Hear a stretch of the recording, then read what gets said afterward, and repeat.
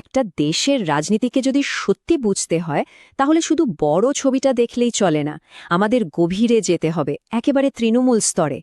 এই বিশ্লেষণে আমরা পাঁচলার মতো একটা নির্বাচনী এলাকাকে দেখব, ডেটা আর তথ্যের উপর ভিত্তি করে, কোনো রকম পক্ষ না নিয়ে। আমরা বোঝার চেষ্টা করব কিভাবে একদম নিচু স্তরের শাসন ব্যবস্থা কাজ করে বা কেন করে না। চলুন আমরা ৬টা ধাপে এই পুরো ব্যাপারটা বোঝার চেষ্টা করি।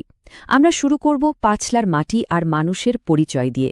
তারপর দেখব ভোটের সংখ্যা কিভাবে বদলে গেল, মানুষের ক্ষোভের কারণগুলো খুঁজব, আর শেষে একটা ভবিষ্যতের রূপরেখা নিয়েও আলোচনা করব।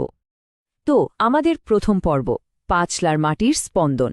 যে কোনো জায়গার রাজনীতি বুঝতে গেলে আগে সেখানকার মানুষ আর তাদের সামাজিক অর্থনৈতিক অবস্থাকে বোঝাটা খুব জরুরি। কারণ রাজনীতি তো আকাশ থেকে পড়ে না, এই মাটি থেকেই জন্মায়। তাহলে এই পাঁচলা জায়গাটা ঠিক কোথায়? এটা পশ্চিমবঙ্গের হাওড়া জেলায়, দক্ষিণবঙ্গের সমতল ভূমির একটা অংশ। এখানকার রাজনৈতিক সমীকরণটা বুঝতে হলে জনসংখ্যার গঠনটা দেখা দরকার।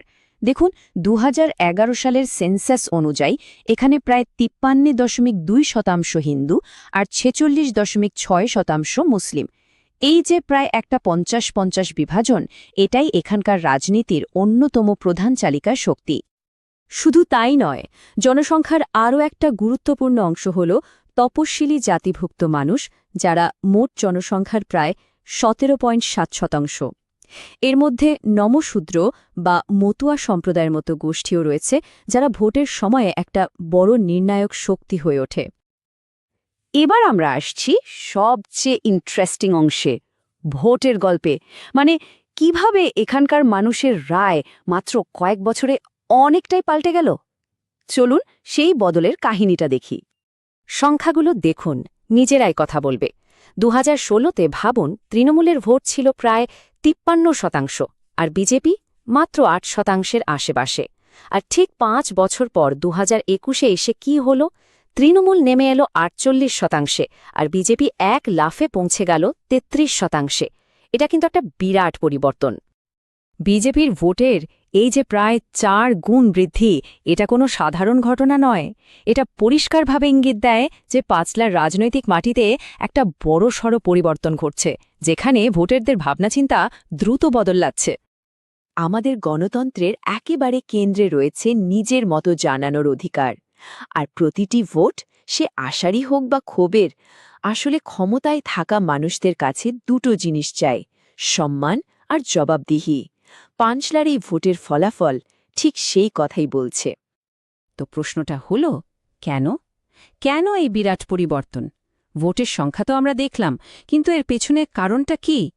চলুন এবার আমরা সেই কারণগুলো খুঁজি, যে ক্ষোভগুলো মানুষের মনে জমা হয়েছিল। একটা কথাতেই হয়তো পুরো ছবিটা পরিষ্কার হয়ে যায়। উন্নয়ন প্রকল্পে কাটমানি থেকে শুরু করে ভোটের পরের হিংসার ভয়, এই দুটো জিনিসই সাধারণ মানুষের আস্থাকে বুড়ি তারা নাড়িয়ে দিয়েছে। বিশ্বাস জিনিসটা খুবই ঠুনকো। তো ঠিক কি কি কারণে মানুষের মনে ক্ষোভ জমেছিল? প্রথমত, ওই যে বললাম, কাটমানির অভিযোগ। দ্বিতীয়ত, শিক্ষক নিয়োগ দুর্নীতি, যা নিয়ে অনেক তোলপাড় হয়েছে। তৃতীয়ত, ভোটের পরের হিংসার ভয়। চতুর্থত, যুবকদের মধ্যে বেকারি। আর সবশেষে একটা ধারণা যে একটি বিশেষ সম্প্রদায়কে তোষণ করা হচ্ছে। এই সবকটা বিষয় মিলেই কিন্তু ভোটের বাক্সে প্রভাব ফেলেছে। বেশ, মানুষের ক্ষোভ তো বোঝা গেল। এখন চলুন দেখি রাজনৈতিক দলগুলো এই ক্ষোভ আর মানুষের চাহিদাগুলোকে কিভাবে তাদের প্রচারের কৌশলে ব্যবহার করেছে। এখানে একটা খুব ইন্টারেস্টিং মডেল ব্যবহার করা হয়েছে, নাম চতুর্মুখ মতবাদ। ব্যাপারটা বেশ সহজ, 4টে আলাদা আলাদা স্তম্ভ। যেমন ধরুন, শিব মানে আগ্রাসন, দুর্নীতি, হিংসা, এইসব ইস্যুগুলোকে তুলে ধরা। তারপর বিষ্ণু মানে স্থিতিশীলতা, চাকরি, উন্নয়নের প্রতিশ্রুতি। ব্রহ্মা হল ইনোভেশন বা নতুনত্ব, টেকনোলজি দিয়ে ভালো শাসন। আর দুর্গা মানে সুরক্ষা, বিশেষ করে মহিলা আর শরণার্থীদের নিরাপত্তার কথা বলা। দেখুন, প্রত্যেকটা স্তম্ভ কিন্তু মানুষের এক একটা নির্দিষ্ট সমস্যাকে টার্গেট করছে। এই যে টেবিলটা দেখছেন, এটা একটা VRIO অ্যানালিসিস। এটা সাধারণত বিজনেস স্ট্র্যাটেজিতে ব্যবহার হয়, কিন্তু এখানে রাজনৈতিক শক্তি মাপার জন্য কাজে লাগানো হয়েছে। যেমন ধরুন, জাতীয় নেতৃত্ব। এটাকে বলা হচ্ছে একটা অত্যন্ত মূল্যবান আর দুর্লভ সম্পদ, আর এটাকে পুরোপুরি কাজে লাগানো হয়েছে। আবার দেখুন, স্থানীয় কর্মী বা ক্যাডার নেটওয়ার্ক, এটাও খুব মূল্যবান, কিন্তু হয়তো এটাকে এখনও সেরাভাবে ব্যবহার করা যায়নি। এই অ্যানালিসিসটা আসলে দেখায় একটা ক্যাম্পেইন কতটা গুছিয়ে নিজের শক্তি দুর্বলতা বিচার করে। আচ্ছা, ভোটের লড়াই তো গেল, কিন্তু তারপর জেতার পর কি হবে?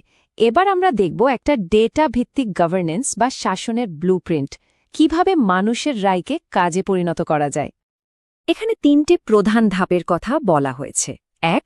ইনফ্রাস্ট্রাকচার বা পরিকাঠামো, মানে নতুন রাস্তা, বন্যা আটকানোর জন্য বাঁধ। 2.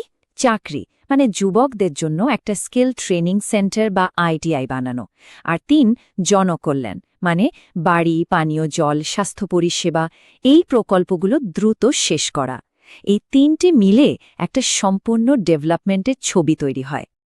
শুধু পরিকল্পনাই নয়, এখানে একটা নির্দিষ্ট বিনিয়োগের কথা বলা হয়েছে। যেমন বন্যা আটকানোর বাঁধটার জন্য প্রায় 100 কোটি টাকার একটা প্রজেক্ট। এর লক্ষ্য হল কিছু এলাকাকে 100% সুরক্ষা দেওয়া। এই অঙ্কটা শুধু একটা সংখ্যা নয়, এটা মানুষের জীবন বাঁচানোর একটা বড় প্রতিশ্রুতি। এখনকার দিনে শাসন চালাতে গেলে ডেটা খুব জরুরি, কিন্তু মনে রাখতে হবে মানুষের ব্যক্তিগত তথ্য নিয়ে কাজ করার সময় আমাদের খুব সতর্ক থাকতে হবে।